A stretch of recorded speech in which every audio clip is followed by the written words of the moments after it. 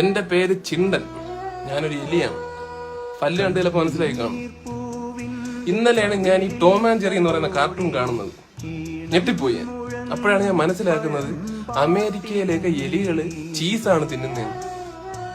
ഇവിടെ കൊപ്ര തിന്ന് കിടക്കുന്നത് എനിക്കതൊരു ഭയങ്കര ഷോക്കിംഗ് ആയിപ്പോയി. അത് എന്തോന്നാണ് ഇവിടെ നടക്കുന്നത്? നിന്റെയൊക്കെ അടുക്കളയിൽ കയറി എന്തോന്ന് കിട്ടും?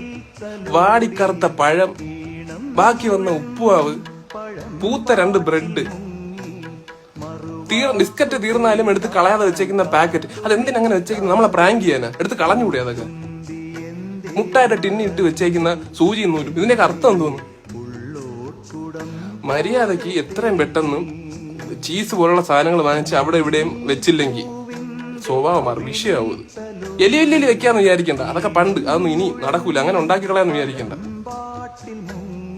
ചെയ്തില്ലെങ്കിൽ, ചീസ് കിട്ടിയില്ലെങ്കിൽ നിന്റെയൊക്കെ ഇലക്ട്രിക് ഉപകരണങ്ങൾ ഞാൻ കരണ്ട് വെക്കും, കറണ്ട് അടിക്കും. നിന്റെയൊക്കെ വണ്ടിക്കകത്ത് ഞാൻ കയറി പണിയും, നടുറോഡിൽ നിന്ന് കത്തും നിന്റെയൊക്കെ കാറ്. 10,000 രൂപ കൊടുത്ത് വാങ്ങിച്ച സാരി 13,000 കഷണമാക്കും ഞാൻ. കുടിവെള്ളത്തിൽ മൂത്രമൊഴിക്കും, നെബോഷിന്റെ സർട്ടിഫിക്കറ്റ് തിന്നും.